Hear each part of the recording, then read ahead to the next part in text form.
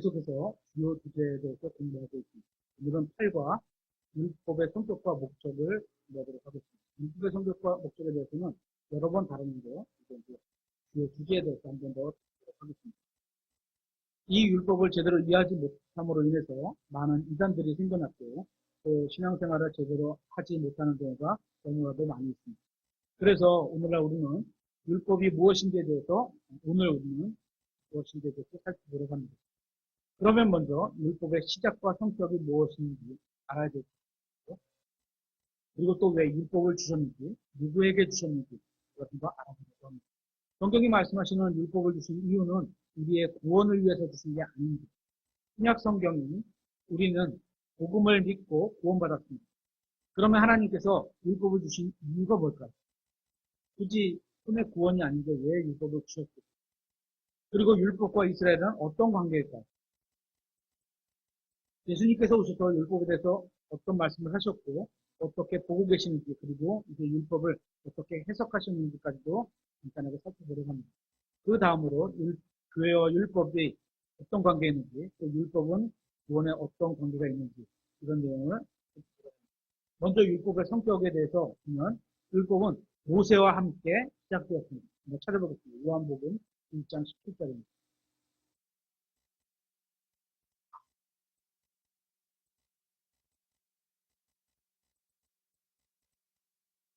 이는 율법은 모세에 의해 주어졌으나 은혜와 진리는 예수 그리스도에 의해 왔기 때문이다. 모세 이전에는 율법이 주어지지 않았습니다. 그렇죠? 이 율법이 주어지기 전에는 어떻죠? 로마서 4장 15절에 보면 율법이 없는 곳에는 범법도 없느니라. 그래서 우리나라에서도 법의 규정이 없으면 처벌을 못해요. 유사한 법으로 처벌하려고 검사가 이렇게 기소를 하잖아요. 판사가 찍 왜냐하면 법 조항이 정확치 않기 때문에 그걸로 처벌할 수가 없다는 거겠죠. 이 말씀도 율법이 없는 곳에는 범법도 없느니라 그 말씀하고 있죠. 그런데 주의할 내용이 있습니다. 지지난 시간에 우리는 율법 시대를 나누어 공부한 바가 있습니다. 그때 배웠던 내용이 율법 시대가 모세부터 시작한 것은 맞지만 예수님이 오시기 전 직전에 율법 시대가 끝난 게 아님을 배웠습니다. 율법은 하나님의 말씀은 영원한 거잖아요. 그렇죠? 주셔서 그 세대에게 주시고 어떤 특정한 세대에게 어떤 특정한 민족에게 해당되는 법으로 주셨지만 이게 또 하나님 말씀은 영원하시니까 영원하지만 그죠? 해당이 안 될 때는 점점점 이렇게 잠시 생략할 수도 있다는 거죠. 그게 이제 교회 시대죠. 지금은 그걸 말하는 게 아닙니다. 어쨌건 율법은 모세를 통해 온 게 맞습니다. 하지만 예수님은 모세와 같은 인간이 아니셨습니다. 모세는 태어난 때가 있었어요. 그 연대기가 좀 논쟁이 있지만 대략 3,500년 전 즈음이라고 하고 그때 모세가 태어나서 살았습니다. 이제 하나님께서 모세를 들어 쓰실 때 모세를 통해서 이스라엘 백성들에게 율법을 주셨던 겁니다. 모세는 시내산에서 율법을 받아왔습니다. 그렇게 모세는 시작이 있었고 율법을 받은 시점도 있었습니다. 그런데 예수님은 시작이 없는 분입니다. 그래서 지금으로부터 약 2000년 전에 예수님을 통해서 은혜의 진리가 우리에게 주어졌다 이렇게 말하지 않고 은혜와 진리 그 이전에도 계속 주어지고 있는 겁니다. 예를 들면 아브라함에게도 은혜를 베풀어 주셨고 진리를 주셨습니다. 아브라함은 모세보다 훨씬 더 이전 사람입니다. 한 400년 정도 앞선 사람인데 하나님은 아브라함에게도 은혜를 주셨습니다. 그리고 진리의 말씀을 주셨습니다. 그래서 모세 이전에도 은혜와 진리는 있었습니다. 그래서 아까 제가 읽었던 요한복음 1장 17절에 보면 은혜와 진리는 예수 그리스도의 의에 왔기 때문이다. 또는 경로 이렇게 얘기하는 거지 이게 언제 때를 말하는 게 아니고 지금 읽은 요한복음 1장 10절 말씀은 은혜와 진리가 누구를 통해서 왔는지를 보여주고 있는 겁니다. 시기를 말하는 게 아닙니다. 은혜와 진리는 예수님을 통해 왔다는 걸 보여주고 있는 겁니다. 모세보다 이전에 살았던 아브라함도 하나님의 말씀을 받았습니다. 진리를 받은 겁니다. 또 은혜를 받았습니다. 누구를 통해서 받았냐 하면 예수님을 통해서 받았다는 겁니다. 그러니까 아담도 은혜와 진리를 예수님을 통해서 받았다는 겁니다. 다만 구약시대에 하나님의 말씀을 받은 사람들은 예수라는 이름은 모르고 여호와 하나님으로 알고 있었고 그분의 말씀을 통해서 받은 것은 마찬가지라는 겁니다. 예수님은 창조주 하나님이십니다. 그래서 예수님이 없었던 시대는 없었습니다. 그러므로 모든 사람은 다 예수님을 통해서 은혜와 진리를 받았다는 걸 요한복음 1장 17절이 얘기하고 있는 겁니다. 그러면서 이 구절은 율법이 모세와 함께 시작되었음을 분명히 보여주고 있습니다. 하나님께서는 창세기를 통해서 이 세상이 어떻게 창조되었는지에 대한 진리를 계시해 주셨습니다. 따라서 예수님께서는 초림하시기 전에도 진리는 전에 또 예수님께서 말씀하신 거기 때문에 진리는 여전히 있었습니다. 하나님의 말씀이 진리이기 때문입니다. 또한 예수님께서 초림하시기 전에도 사람들은 행위가 아닌 은혜로 구원을 받았습니다. 모든 시대의 모든 사람들이 다 은혜로 구원받았습니다. 하나님의 은혜가 없었다면 구약이건 신약이건 단 한 사람도 구원받을 수 없었습니다. 그러면 율법과 은혜가 주어진 시기를 한번 생각해 보세요. 모세에게 율법을 주심은 예수 그리스도의 초림보다 먼저 있었지만, 그렇죠? 2000년 전에 있었으니까 율법이 은혜와 진리보다 먼저 있었던 것은 아닙니다. 그래요? 하나님은 그 율법 주시기 이전부터도 계셨기 때문입니다.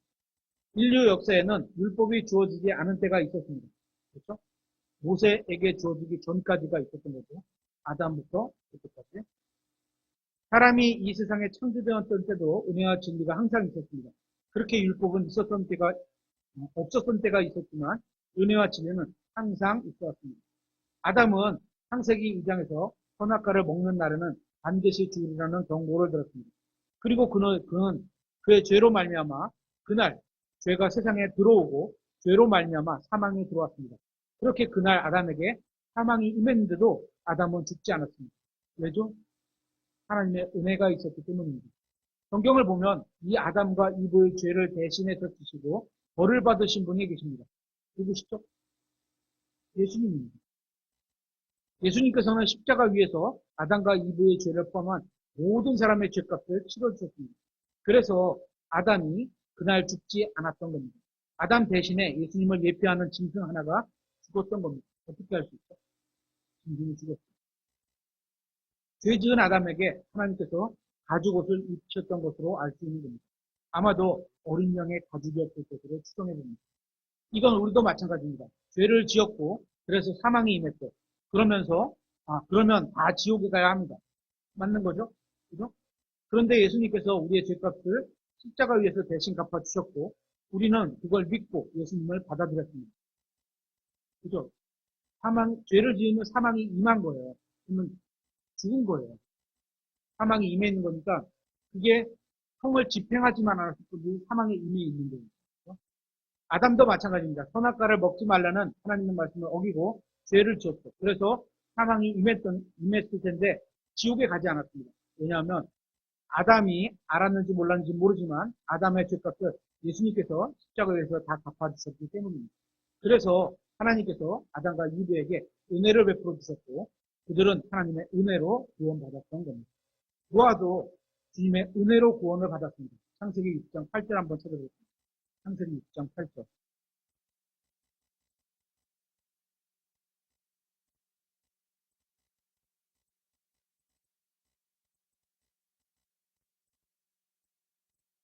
그러나 노아는 주의 눈앞에서 은혜를 입었더라. 이렇게 말씀하시죠. 이제 만약에 율법을 지켜서 구원을 얻을 수 있는 거면 그러나 노아는 방주를 지어서 구원을 받았더라. 이렇게 써져 있거든요. 만약 어떤 사람이 노아 옆에다가 똑같은 방주를 만들었다고 할지라도 하나님의 말씀을 믿지 않고 은혜를 받지 못했다면 결코 구원받을 수 없는 겁니다. 예수님을 믿는 분들 중에 창조과학회에 속한 분들이 계세요. 그게 열심히시죠. 그분들도 나름대로 과학을 통해서 창조를 입증하려고. 창조과학이라는 것은 긍정적인 면도 있지만 부정적인 면도 있는 것 같습니다. 왜냐하면 성경은 과학을 뛰어넘는 책이기 때문에 모든 것을 다 과학으로 입증하려고 하지만 불가능한 부분도 있기 때문입니다.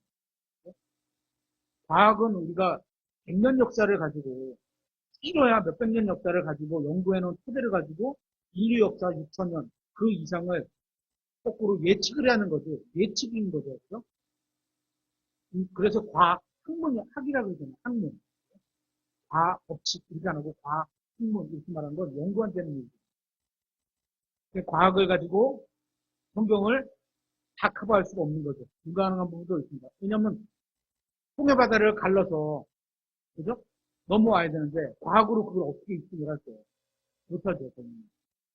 그러니까 입증하려고 안 되다 보니까 어떻게 하다 보면 이렇게 낮은 숲을 배우리였다 막 이런 주장밖에 할 수 없는 거죠. 그렇다고 창조과학계가 그렇게 있지 않습니다.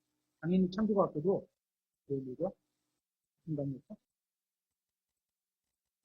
홍해. 그래서는 홍해를 건널 때 다 거기 그 이스라엘 백성 및 이집트 군대들이 오다가 백성은 빠져나오고 군대는 다 수몰했다 이렇게 믿죠. 그리고 하지만 과학을 갖고 입증이 안 되는 것도 있다는 겁니다. 그냥 성경은 사실이다. 그게 비과학처럼 보일지라도 성경은 사실이라도 믿는 게 가장 건전한 신앙을 유지하는 길입니다. 노아는 하나님 앞에서 은혜를 입었습니다. 은혜로 구원받은 겁니다. 노아는 노아의 혼만 은혜로 구원받은 게 아니라 노아의 몸도 은혜로 구원받았습니다. 그러니까 노아는 하나님의 말씀을 믿었고 그 믿음이 배를 만드는 행위로 나온 겁니다. 우리가 행위를 말할 때 믿음의 행위, 율법의 행위, 뭐 이런 사람의 행위 이런 행위가 있잖아요. 이게 어떤 거로 인해서 그 일이 나오게 되느냐 이거에 따라 다른 거죠. 하나님께서 만들라고 하신 그대로 만든 겁니다. 그게 과학적으로 튼튼하게 입증된 배였기 때문에 구원받은 것이 아니라 튼튼했겠죠. 어느 정도 튼튼했겠죠. 그렇죠? 그건 상관이 없습니다. 예를 들면 하나님을 믿지 않는 사람이 노아를 보고 노아 옆에다가 똑같은 배를 만들었다면 어땠을까요? 그 배는 저는 침몰했을 거라고 생각합니다. 그러니까 노아가 배를 잘 만들었기 때문에 물에 빠져 죽은 게 아니라는 겁니다. 노아가 하나님을 믿었기 때문에 하나님께서 은혜를 내려주셔서 구원받았던 겁니다. 아브라함도 율법 이전의 사람입니다.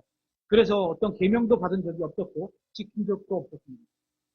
아브라함의 삶을 보면 율법과 다른 점이 많습니다. 그 중에 아브라함 시대에는 일부 다처제였는데 율법 시대는 일부 일처제, 다처제가 하나님의 뜻이 아니다. 이렇게 말씀하시죠. 아직 하나님께서 아브라함에게는 일부 다처제에 대한 지침을 주신 적이 없었기 때문입니다. 아까 로마서도 마찬가지죠. 율법이 있기 전에는 처벌할 수가 없어요. 하나님이 말씀해서 법을 정하셔야지 이게 법으로 확정이 되고 그걸로 인해서 죄가 생기는 거죠. 그렇죠? 그러니까 아브라함 시대는 율법을 갖고 거꾸로 적용해서 갈 수가 없는 거죠. 그렇죠? 하지만 아브라함에게는 주신 적이 없습니다. 일부 일초대만 주신 게 아니라는 거죠. 그래서 하나님께서는 아브라함에게 나타나셔서 아내가 여럿인데도 단 한 번도 문제로 책망하신 적이 없는 겁니다. 이삭도 야곱도 마찬가지입니다. 이렇게 율법이 주어지기 전과 후에는 적용되는 제목이 다름을 볼 수 있습니다. 그러면 구원은 어떻게 받았을까요? 아브라함은 믿음으로 구원받았습니다. 창세기 15장 6절 한번 보겠습니다. 창세기 15장 6절. 아브라함이 주를 믿으니 하나님을 믿었어요. 그렇죠? 하나님의 말씀을 믿은 거죠. 그분께서 그것을 그에게 의로 여기시며 하나님의 말씀을 믿었더니 하나님을 믿었더니 너는 의롭다 라고 칭함을 받은 거죠. 이것이 구약 성도가 받은 구원의 방법입니다. 특별한 게 아닙니다. 누군가가 주님을 믿으면 주님을 믿는다는 것은 여기서 그분의 말씀을 믿는 겁니다. 그러면 주님께서는 그의 믿음을 보시고 의롭게 여겨주시는 겁니다. 구원의 방법에 있어서는 구약 성도와 신약 성도가 똑같습니다. 구원은 믿음으로, 은혜로 믿는 거죠. 주님을 믿고 주님께서 우리의 믿음을 의로 여겨주시는 겁니다. 다만 구약과 신약과 차이가 있다면 믿음이라는 도구는 똑같은데 구약에 주셨을 때 그 공통된 믿음이 아닌 개별적으로 주신 하나님의 말씀에다가 더하기 예수 그리스도의 십자가가 더해진 게 신약이라고 보시면 됩니다. 주님께서는 아브라함의 믿음을 보시고 은혜로 의롭다고 칭해 주십니다. 율법은 모세와 함께 시작된 것이죠. 그래서 아브라함의 언약들의 율법이 더해진 겁니다. 그러니까 별개가 아니라는 겁니다. 갈라디아서 3장 16절 한번 찾아보겠습니다. 아브라함의 언약들이 주어졌는데 거기에 율법이 더해진 거죠. 갈라디아서 3장 16절. 한편 그 약속들은 주께서 아브라함과 그의 씨에게 하셨는데 그분께서 여럿을 가리키듯 씨들에게라 하지 아니하시고 하나를 가리키듯 내 씨에게라 하시나니 이 씨는 그리스도시니라. 하나님께서 아브라함에게 어떤 약속을 하셨는데 그 약속의 내용을 보니까 아브라함만 관계에 있는 것이 아니라 아브라함의 자손에게까지도 관계에 있는 어떤 내용을 아브라함에게 약속해 주셨습니다. 그 자손은 그리스도라고 말씀하고 있습니다. 그 시가. 그렇죠? 그 과정에 율법이 더해진 겁니다. 계속해서 17절에 내가 이것을 말하노니 그 하나님께서 그리스도 안에서 미리 확정하신 그 언약을 아브라함하고 언약을 체결하셨는데 430년 뒤에 생긴 율법이 뒤에 왔어요. 근데 율법이 생겼다고 앞에 있는 언약이 취소되는 거냐? 이게 아니라는 거죠. 취소할 수 없으므로 이로써 그 약속을 무효로 만들 수 없느니라. 만일 그 상속 유업이 율법에서 나면 아브라함에게 한 약속이 있는데 이게 율법을 지켜서 나는 것이라면 그것은 더 이상 약속에서 나는 게 아니라는 거죠. 하나님이 스스로 지켰다고 약속하신 그 약속에서 나는 게 아니라는 거죠. 그러나 하나님께서는 그것을 아브라함에게 약속을 통해 주셨는데 아브라함이 뭘 해서 된 게 아니야. 아브라함은 하나님의 말씀을 믿어서 의롭게 되었고 그거를 하신 분은 뭐야? 주님이 일을 하셨다는 거죠. 우리는 알잖아요. 그죠? 아브라함의 자손이 생긴 것도 그렇고 부유하게 된 것도 그렇고 나중에 그게 민족이 된 것도 그렇고 민족이 이집트에서 구출된 것도 그렇고 다 하나님이 하신 거죠. 19절. 그러면 율법은 무슨 용도로 쓰이느냐? 그것은 약속을 받은 그 시가 오실 때까지 예수 그리스도죠. 원법들로 인해 더해진 것이요. 한 중재자의 손에서 천사들에 의해 정해진 것입니다. 이렇게 말씀하고 있습니다. 또한 율법은 다가올 것들의 그림자라고 말씀하고 있습니다. 골로새서 2장 16절 한번 해보세요. 골로새서 2장 16절.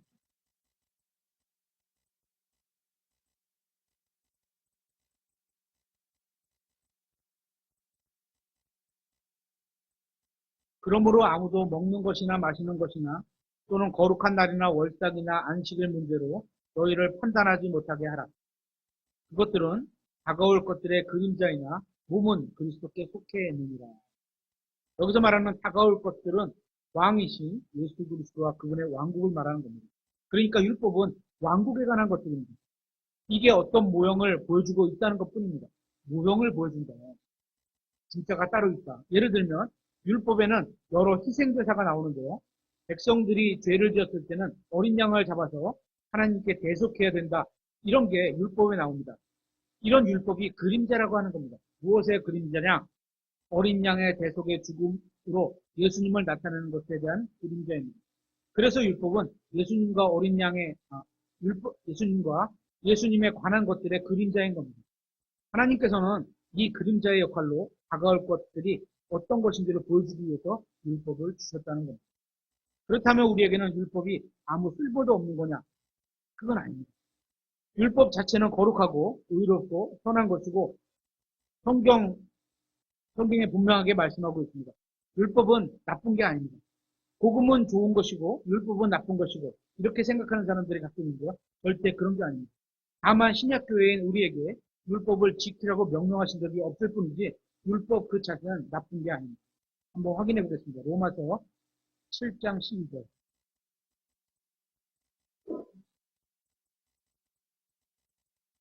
로마서 7장 12절. 그러므로 율법이 거룩하대요. 그죠? 명령도 하나님의 말씀, 그죠? 하나님의 법, 그 중에 율법도 포함되는 거죠. 명령도 거룩하며 의롭고 선하도다. 율법이 거룩하고 의롭고 선하도다. 디모데전서 1장 8절에 보면 이렇게 되어 있습니다. 그러나 우리는 사람들이 율법을 적법하게 쓰면, 법에 합당하게 쓰면 율법이 선하다는 것을 아노라. 이렇게 말하고 있죠. 이 말씀을 보면 율법을 불법적으로 쓸 수도 있다는 겁니다. 어떤 게 있을까요? 율법의 목적대로 쓰지 않는 겁니다.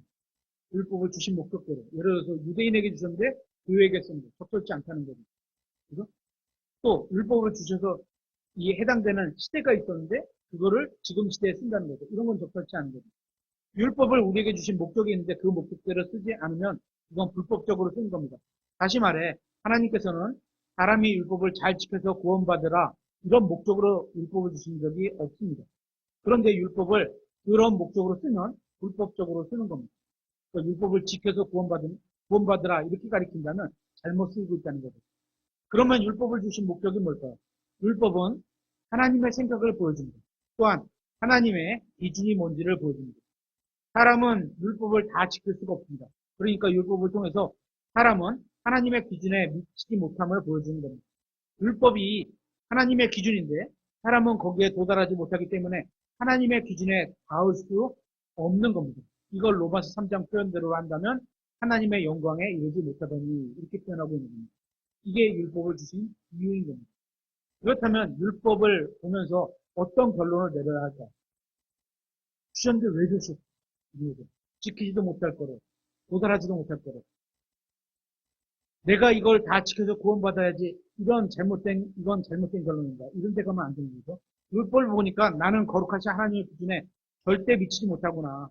나는 하나님 앞에선 죄인일 뿐이구나. 이걸 깨닫게 하는 겁니다. 이걸 인정하는 게 율법을 적법하게 사용하는 겁니다. 또 성경은 율법이 영적이라고 분명히 말씀하고 있습니다. 한번 찾아보겠습니다. 로마서 7장 14절. 우리가 아는 바와 같이 율법은 영적이지만 율법은 영적이에요. 나는 육신적이어서 죄 아래 팔렸도다. 내가 행하는 것을 내가 인정하지 아니하노니 이는 내가 원하는 것, 그것은 내가 행하지 아니하고 내가 미워하는 것, 그것을 내가 행하기 때문이라. 여기서 나는 사도 바울이고 이미 구원받은 사람입니다. 그런데 자기가 육신적이라고 말하고 있습니다. 내가 내일 복음을 전해야지. 죄는 그만 져야지 했는데 실제로 내일이 되니까 죄를 실컷 짓고 복음을 전하지도 않는 겁니다. 그런 얘기를 지금 하고 있는 겁니다. 죄 아래 팔렸다. 계속해서 16절에 그런즉 만일 내가 원하지 아니하는 그것을 내가 행하면 율법이 선하다는 사실에 대해 내가 율법에 동의하노니. 간단히 설명하면 율법의 기준에 미치지 못한다는 걸 자기가 동의한다는 겁니다. 그리고 율법은 기본적으로 선하고 의롭고 거룩하고 영적인 하나님의 말씀입니다. 하지만 이런 율법을 지키라고 하나님께서 우리에게 명령하신 적이 없다는 겁니다. 우리라는 것은 교회를 말하는 거예요. 그래서 신약교회인 우리는 율법을 지켜야 할 의무가 없는 겁니다. 그렇다고 해서 율법이 잘못되었다는 것은 아닙니다. 율법을 주신 두 번째 이유를 살펴보면 이스라엘 백성이 약속의 땅에 평화롭게 살기 위해서 율법을 주셨습니다. 율법이라고 하니까 자꾸 어떤 종교적인 걸 생각하는데요. 율법을 영어로 하면 law입니다. law, L-A-W, 법률. 우리나라 말로 하면 법률입니다. 율법을 거꾸로 하면 법률, 율법, 똑같은 거죠. 같은 의미입니다. 그러면 율법을 왜 주셨을까요? 창세기 17장 한번 찾아보겠습니다. 17장 5절인데요. 여기 아브라함이 99세 때 주님께서 하신 말씀인데요. 17장 5절. 내 이름이 다시는 아브람이라 불리지 아니할 것이요 내 이름이 아브라함이 되리니 이는 내가 너를 많은 민족들의 조상으로 삼았기 때문이다. 내가 너를 심히 다산하게 하며 또 너로부터 민족들을 만들고 너에게서 왕들이 나오게 하리라. 내가 내 언약을 나와 너와 내 뒤를 이을 내 씨 사이에 대대로 세워 영존하는 언약으로 삼고 너와 내 뒤를 이을 내 씨에게 하나님이 되리라. 이렇게 말씀하셨습니다. 내 씨로부터 하나의 왕국을 이룰 것이다. 그래서 이 왕국을 이루려면 백성이 있어야 하고 그래서 만드셨죠. 그래서 출애굽 때 민족이 되어버렸잖아요. 또 그 백성들이 들어가서 살아야 할 영토가 있어야 하잖아요. 그래서 또 어디죠? 가나안 땅으로 들어가는 거잖아요. 광야를 거쳐서. 그때 그 영토에 들어가서 살면서 평화롭게 살기 위해서 법률을 주신 겁니다. 법이 있어야 서로가 서로에게 지켜야 할 규범이 있고 평화롭게 살 수 있게 됩니다. 예를 들어 우리나라에도 교통법규가 있잖아요. 서로 약속이 되어 있습니다. 교차로를 해서는 어떤 차가, 사거리에서는 어떤 차가 먼저 가고 어떤 차가 늦게 가고 이런 거죠. 그런 신호를 잘 지켜야 하듯 이런 게 정해져 있어야 안전하게 이동할 수 있겠죠. 율법도 마찬가지라는 겁니다.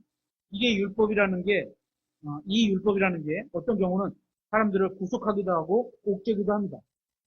길거리 가다가 아유 편안하게 주머니에다가 쓰레기를 집어넣지 않고 픽 버리면 얼마나 편해요. 그죠? 근데 법으로 정해져 있는 거. 길거리에다 쓰레기를 부착하면 10만 원 벌고 5만 원 벌고 이렇게 정해지면 버리게요, 안 버려요? 안 버리죠. 그죠? 사람들을 얽어매는 역할을 하게 되는 거는 어쩔 수 없지. 그죠? 하지만 사실은 사람들이 편하고 안전하게 함께 살 수 있게 하기 위해서입니다. 이거 왜냐면 다 누구나 버리면 더러워지잖아요. 그죠? 누군 치우고 누군 안 들어오고. 만약에 힘쓴 사람이 힘이 약한 사람에게 무력을 사용해서 강제로 무엇을 빼앗아가도 아무런 처벌하지 않는다면 사람들이 불안해서 살아가겠습니까? 그럴 때 국가에서 법률에서 정한 대로, 이스라엘로 말하면 율법이 정한 대로 나쁜 짓 한 사람을 잡아다가 죄의 대가를 치르게 할 수 있는 기능을 갖고 있는 게 법률인 겁니다. 법률이 강할수록 다른 사람에게 함부로 대하지 않게 될 겁니다. 예를 들어서 길거리 가다가 침을 뱉었는데 벌금이 100만 원이야. 뱉겠어요? 안 뱉겠어요? 안 뱉겠죠. 뚝 삼키겠죠. 그죠? 그러니까 이 율법이라는 건 이스라엘 사람들이 약속의 땅에서 평화롭게 살기 위해서 만들어진 겁니다. 구약시대 이스라엘에게 주신 목적이 그겁니다. 이스라엘 백성들이 약속의 땅에 들어갔을 때 평화롭고 평화롭게 지상에서 살게 하기 위해서 주신 것이지 이걸 잘 지키면 혼이 구원받는다. 이래서 준 게 아닙니다. 이거 확인해 보겠습니다. 신명기 4장 1절입니다.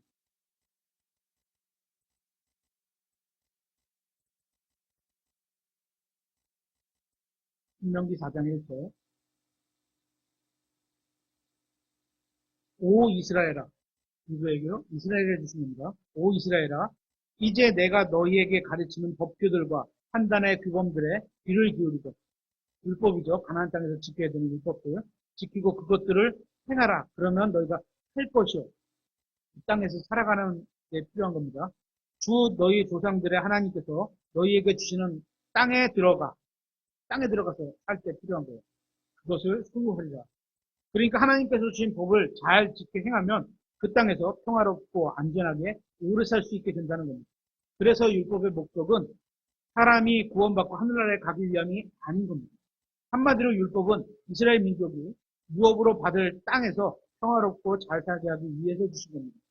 이 율법을 어기면 결국 이 땅에서의 삶이 멸망당하거나 약속의 땅에서 살 수 있는 기회를 놓친다거나 아니면 그 땅에서의 평화가 깨지는 겁니다. 이건 우리도 비슷해요. 법을 지키지 않으면 삶이 경찰이 데리고 와서 어떻게 돼요? 우리가 법을 어겨. 그럼 경찰이 데리고 와서 나를 끌어가서 감옥에다 넣을 텐데 그러면 삶이 평안이 깨지는 거잖아요. 그렇죠? 그러니까 이 세상 법을 지키지 않으면 사회 지역의 평화가 깨지든 개인의 평화가 깨지든 하는 것이지 혼의 구원과는 관련이 없는 겁니다. 율법도 마찬가지입니다. 그래서 율법은 이스라엘 백성이 약속의 땅에서 영원히 사는 것과 관련이 있는 겁니다. 신명기 4장 25절 말씀을 보면 내가 그 땅에서요 자식을 낳고 자식들의 자식을 얻으며 너희가 오랫동안 살아남을 때 만일 스스로 부패하여 색인 형상이나 어떤 것의 모습을 만들고 주의 하나님의 눈앞에서 악을 행하여 그분의 분노를 일으키면 내가 이날 하늘과 땅을 불러 너희를 대적할 징조로 삼나니 너희가 요르단을 건너 소유할 땅에서 어디에서? 가나안 땅에서 너희가 끊어져. 거기서 멸망당하나 보죠. 그렇게 된 거죠. 곧 철저히 희망할 것이요. 그 땅에서 너희 날들을 길게 하지 못하고 철저히 멸망하리라. 율법을 지키지 않으면 이렇게 된다는 거예요. 27절. 또 주께서 너희를 민족들 가운데 또 흩으실 터인데 주께서 너희를 인도하여 가게 하실 그 이교도들 가운데서 너희가 수적으로 적게 남을 것을 사람도 많이 죽나 보네요. 그렇죠? 오래 있으면 자녀도 낳지 못하나요? 너희가 거기서 사람들의 손으로 만든 신들, 곧 보지도 못하고 듣지도 못하고 먹지도 못하고 냄새도 맡지 못하는 나무와 돌을 섬기리라. 그러나 만일 네가 거기서 주의 하나님을 찾으면 즉 내 마음을 다하고 혼을 다하여 이렇게 하나님을 찾는다는 게 이거죠. 마음을 다하고 혼을 다해서 그분을 찾는 거죠. 그분을 찾으면 그분을 만나리라. 그래서 율법은 이 가나안 약속의 땅에서 평안하게 사는 것과 관련이 있는 겁니다. 사사기 2장 19절에서 이렇게 되어 있습니다. 그러나 그 재판관이 죽은 뒤에 그들이 돌아가서 자기 조상들보다 더욱 부패하여 다른 신들을 따라가며 그 신들을 섬기고 그 신들에게 절하며 자기 행위들과 완고한 길에서 떠나지 아니하더라. 이렇게 되면 어떻게 돼요? 멸망한다는 거죠. 또 이방 국가들이 와서 침범을 한다는 거죠. 평안이 깨지는 거죠. 율법이 이 세상에서 사는 삶과 관련이 있다고 했는데 우리로 치면 율법 안에는 민법, 형법, 상법, 행정법 이런 것들이 다 들어가 있는 겁니다. 사람들의 삶과 관련이 있다고 했는데요. 그렇다면 왜 우상숭배 얘기가 왜 나오는 걸까요? 굳이 우상숭배가 나올 필요가 없죠. 우리나라 법에는 없습니다. 그건 율법이 사람들의 삶과 관련이 있지만 우상숭배도 관련이 있기 때문입니다. 왜냐하면 율법은 단순히 이 세상 민족들의 국가에게 그냥 하나의 법으로 주신 게 아닙니다. 우리나라의 법률이 몇 개나 있을까요? 우리나라의 법률이 몇 개나 있을까요? 아주 적은 법까지 다 하면 5천 개가 넘는다고 합니다. 그 중에 대표적인 게 헌법, 형법, 민법, 형사소송법, 민사소송법, 행정법, 입법전서 이렇게 말할 때 그 법이 있고 나머지 소소한 내용들의 법이 다양하게 있는 겁니다. 그런데 우리나라의 평화 안정을 위해서 우리나라 사람들이 만든 이 법에는 우상숭배에 관한 조항이 없습니다. 하지만 하나님께서 이스라엘에게 주신 법에는 이것도 기본적인 성격이 땅에서 평화롭고 안전하게 사는 것에 관한 법이지만 여기에는 우상숭배에 관한 조항이 있습니다. 이스라엘은 하나님이 통치하시는 왕국과 관련된 민족이기 때문입니다. 너희끼리 아무리 잘 살아도 우상숭배를 하면 하나님께서 벌을 내리시겠다는 겁니다. 이게 법조항에서 집어넣은 거예요. 그래서 이스라엘에게만 주십니다. 우리가 이전 시간에 공부한 왕국과 관련이 있기 때문입니다. 이스라엘 왕국은 하늘의 왕국과 관련이 있습니다. 그래서 이스라엘 왕국은 하늘의 왕국과 천년 왕국과 관련이 있고 수도는 예루살렘이 될 겁니다. 성경에 기록된 대로 그리스도께서 오셔서 통치하실 왕국과 관련이 있습니다. 그래서 이스라엘 왕국에 관한 법에는 이 우상숭배에 관한 조항이 아주 큰 조항으로 들어가 있을 수밖에 없는 겁니다. 계속해서 사사기 2장 20절을 보면 주의 분노가 이스라엘 향해 맹렬히 타올라 주께서 이르시되 이 백성이 내게 그들의 조상들에게 명령한 내 언약을 범하고 내 목소리에 귀를 기울이지 아니하였으므로 이제부터 나도 여호수아가 죽을 때에 남겨둔 민족들 중에 어느 민족도 그것들 앞에서 쫓아내지 아니하리라. 아까 범법을 했잖아요. 근데 쫓아내지 아니하시겠다는 거죠. 이것은 내가 그들을 통해 이스라엘이 자기 조상들처럼 주의 길을 지키며 그 길로 걷는지 걷지 아니하는지 테스트. 이스라엘을 시험하려 하십니다. 그러므로 주께서 그 민족들을 속히 쫓아내지 아니하시고 남겨두신 이유가 있다는 거죠. 어떻게? 잘 믿는지 안 믿는지 보시려고. 마음이 있는지 없는지 보시려고. 온 마음을 다하는지 보시려고. 그들을 여호수아의 손에 넘겨주지 아니하셨더라. 이 말씀은 이스라엘에 관한 말씀이지만 영적으로는 우리에게도 굉장히 큰 도움을 주는 말씀입니다. 우리가 처한 악한 상황이 있잖아요. 나쁜 상황이 있어요. 어려운 상황이 있을 수 있고. 하나님께서 우리가 처해진 모든 상황과 처지를 다 아시는 분입니다. 그러면서도 바꿔주실 수도 있는 분입니다. 하지만 그렇지 않으실 수 있다는 것. 우리가 주님을 믿고 신뢰하는 걸 우리가 입증해내기를 원하신다는 겁니다. 어려운 고난 가운데서도 진짜 믿음으로 살아가는가 이걸 보고 싶어 하시는 겁니다. 그래서 우리의 어려운 환경을 다 제어하지 않으시고 우리 주위에서 우리를 괴롭히는 사람들 그대로 두신 이유도 마찬가지라는 겁니다.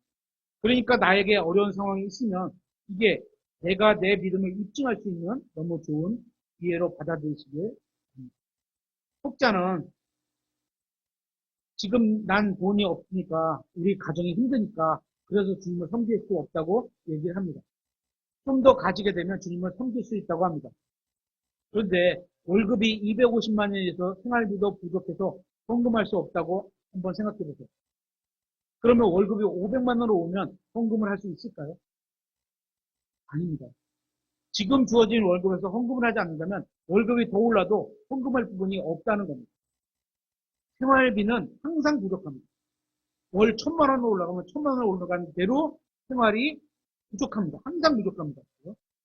그렇게 생활비에 여러 장애물이 있을 수 있고 그런 상황을 주님이 아십니다. 그래서 월급이 100만 원인지 200만 원인지 상황을 아세요. 아시는데도 그 상황에서 너의 마음을 한번 보시겠다는 거죠. 하지만 그때가 주님에 대한 믿음을 입증할 수 있는 기회라는 겁니다. 욥은 재산도 많고 잘 나가던 사람이었습니다. 믿음이 있는 사람이었습니다. 하나님께서 욥을 자랑하셨습니다. 그러니까 사탄이 바로 지적하잖아요. 아니 이 사람은 가진 게 많으니까 그런 거죠. 좀 잘 섬기고 있는 거 다 뺏어가 보세요. 그런 시험을 거쳤는데도 욥은 하나님에 대해 좀 원망하는 것은 있었지만 자기의 믿음을 부인하지는 않았습니다. 모든 걸 하나님께서 주관하고 계시고 주신 분도 하나님이시고 가져가신 분도 하나님이시고 하나님의 주권을 그렇게 인정했습니다. 우리도 마찬가지입니다. 여러분에게 어려운 일이 있으면 이게 어떤 의미에서는 힘들고 어려움을 즐길 줄 아는 기회가 되어야 합니다. 테스트 같은 거죠.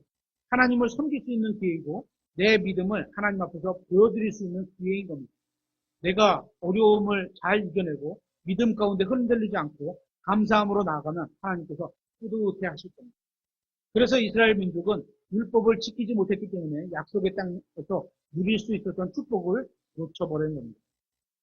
율법을 잘 지키면 약속의 땅에서 평안을 누리며 살 수 있고 지키지 않으면 그 땅에서 살지 못하고 쫓겨나 타국에서 포로 생활을 하게 되는 겁니다.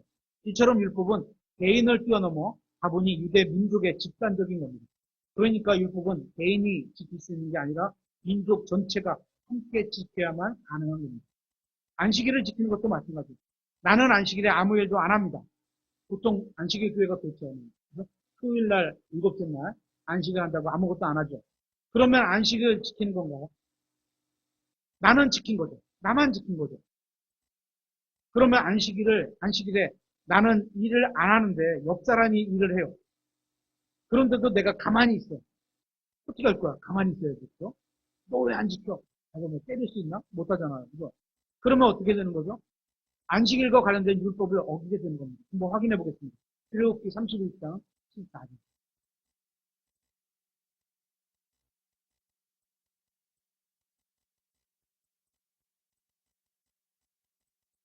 출애굽기 31장 14절. 그러므로 너희는 안식일을 지킬지니, 여기서 너희는 유대인입니다. 이스라엘 백성들. 그것은 너희에게 거룩하니라. 하나님께서 주셨으니까 당연히 거룩하겠죠. 안식일을 더럽히는 모든 자는 반드시 죽을지니, 나만 지키면 되는 게 아니야. 안식일을 더럽히는, 안 지키는 사람은 누구 어떻게? 모든 자는 반드시 죽여야 돼. 예를 들어서 우리 교회가 안식교회야. 근데 오늘 형제님 한 분이 아파서 못 오셨어요. 우리는 그래서 이해도 하고, 은혜, 빨리 낫게 해달라고 은혜를 구하면서 기도를 해. 그죠? 그런데 만약에 우리 교회가 안식교회야. 그럼 어떻게 해야 돼? 찾아가서 죽여. 어떻게? 더럽히는 모든 자는 죽일지니. 14절 한 절에 같이 나오는 얘기예요. 15절도 아니에요. 누구든지 그날에 무슨 일을 하든지 하면, 무슨 일이든 하면, 그 혼은 자기 백성 가운데 끊어진다는 거예요. 혼이 아니, 그죠? 백성 가운데 끊어진다는 거예요. 엿새 동안은 일을 해도 되나? 일곱째 날은 안식하는 안식일이니 주께 거룩하니라. 누구든지 안식일에 무슨 일을 하든 하는 자는 반드시 죽습니다. 반드시 죽여야 돼요. 안식일을 지키기 위해서는 이웃 사람이 안식일을 안 지킨다면 그 사람을 돌로 쳐 죽여야 안식일을 지킨 겁니다. 왜냐하면 같은 조항에서 율법에 여러 개의 말씀이 있어도 한 조목만 어겨도 다 안 지킨 거라 그랬잖아요. 다 지켜야 되잖아요. 14절 한 절만 봐도 거기서 반드시 죽일지니라 했으면 다 죽여야 돼요. 그러니까 이것은 이스라엘처럼 신정국가에서만 지킬 수 있는 법령인 겁니다. 우리는 못 지키는 거예요. 이방 민족들은 이걸 지킬 수가 없습니다. 그래서 신정국가인 이스라엘을 제외하고는 율법을 지킬 수가 없는 겁니다. 다시 말씀드리지만 율법은 개인적인 게 아니라 집단적인 겁니다. 나만 지킨다고 해서 지킨 게 아니라는 겁니다. 그래서 옆에 사람도 같이 지켜야 해야 된다는 겁니다. 또한 율법이 사람을 위해 만들어진 것이고, 이거 오늘 요거는 전혀 담지 않을 텐데, 사람이 율법을 위해 만들어진 게 아닙니다. 그러니까 어떤 제도가 사람을 올거매려고 만든 게 아니거든요. 사람이 잘 되도록 제도를 만든 건데 우리는 거꾸로 제도를 만들어 놓고 사람이 거기 귀속이 돼버리잖아요. 마가복음 2장 17절에 보면 이렇게 되어 있습니다. 또 그들에게 이르되 안식일은 사람을 위해 만들어졌습니다. 제도는 사람을 위해서 있어야 된다는 거죠. 사람이 안식일을 위해 만들어지지 아니하니 만들어진 우선순위가 있다는 거예요. 이렇게 말씀하고 있습니다. 또 사람들이 죄를 피할 수 있게 하기 위해서 율법을 주셨습니다. 이스라엘은 율법을 통해서 죄가 무엇인지 알 수 있었습니다. 죄인들을 구원하거나 의롭게 하기 위해서 율법을 주신 게 아니라 죄가 얼마나 다양한지, 많은지를 보여주고 이것을 피하기 위해서 율법을 주신 겁니다. 그러니까 율법은 약이 아니라 아플 때 약을 먹어야지. 처방전을 아무리 외워도 약이 낫는 게 아니잖아요. 아니, 병이 낫는 게 아니잖아요. 그죠? 그러니까 종이, 율법은 종인데 그 종이를 아무리 외워도 소용없다는 거죠. 약을 먹어야지. 처방전 내용을 아무리 읽어봐야 병이 낫지 않습니다. 아프면 약을 먹어야 합니다. 그래서 여기서 약은 예수 그리스도를 말하는 거고 처방전은 율법을 말하는 거죠. 그래서 율법을 어떤 의미에서는 거울 같다고 하는 겁니다. 로마서 7장 7절에 보면 이렇게 되어 있습니다. 그러므로 우리가 무슨 말을 하겠느냐? 율법이 죄냐? 결코 그럴 수 없느니라.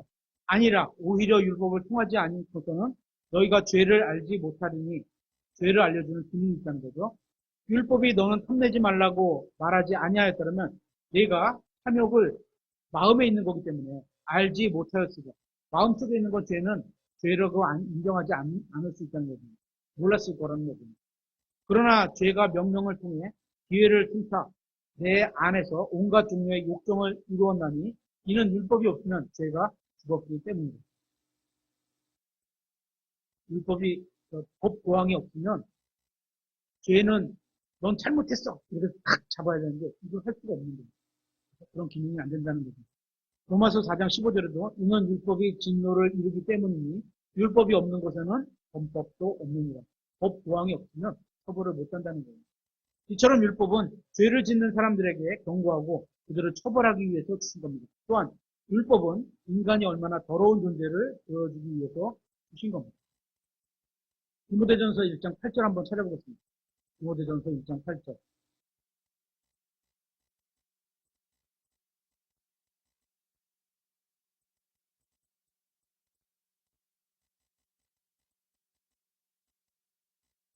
디모데전서 1장 8절. 그러나 우리는 사람이 율법을 적법하게 쓰면, 그렇죠? 적법하게 쓰지 않는 게 있다고 했더니, 그러면 안 돼요. 율법이 선하다는 것을 아노라. 이것을 알라. 곧 율법은 의로운 사람으로 인해 만들어지지 아니하고 그걸 무시하는 자와 불순종하는 자와 하나님을 따르지 않는 자와 죄인과 거룩하지 않은 자와 속된 자와 아버지를 죽이는 자와 어머니를 죽이는 자와 사람을 죽이는 자와 음행을 일삼는 자와 남자와 더불어 자기를 더럽히는 자와 이건 남자를 말하는 거죠. 사람을 납치하는 자와 거짓말쟁이와 위증하는 자와 그 밖에 무엇이든지 건전한 교리에 역행하는 것들로 인해 만들어졌는데 율법을 주신 이유가 이런 거예요. 한 사람을 위해서 준 게 아니고 모든 사람을 위해서 예수님이 오신 것처럼 마찬가지죠. 그래서 율법은 하나님의 거룩하심과 영광을 드러내기 위해서 주셨다는 겁니다. 율법을 통해서 죄가 무엇인지 알고 거룩하신 하나님께서는 죄를 어떻게 생각하시고 또 대하시는지 율법을 통해서 알 수 있는 겁니다.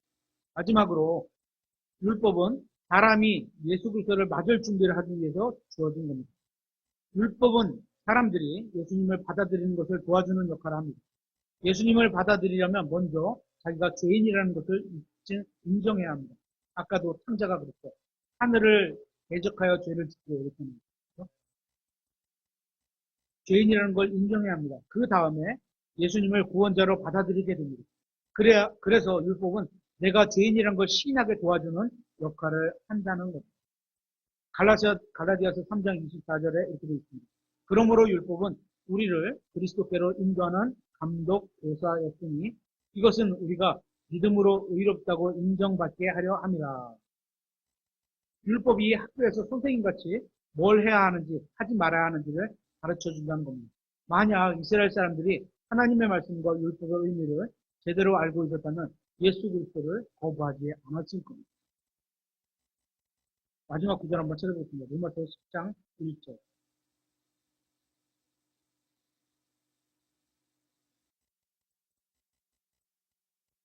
형제들아, 내가 이스라엘을 위해 마음에 소원을 두고 하나님께 기도하노니 이것은 그들이 구원을 받게 하려 함이라. 내가 그들에 대해 증언하노니 그들이 하나님에 대한 열심은 가지고 있으나 그것은 지식에 따른 것이 아닙니다. 그들이 하나님의 의를 알지 못한 채 율법은 가지고 있었는데 하나님의 의를 알지 못합니다. 자신의 의를 세우려고 힘쓰면서 율법을 주신 것은 네가 이거 다 지켜서 의롭게 되라 이런 게 아니라는 거죠. 그죠?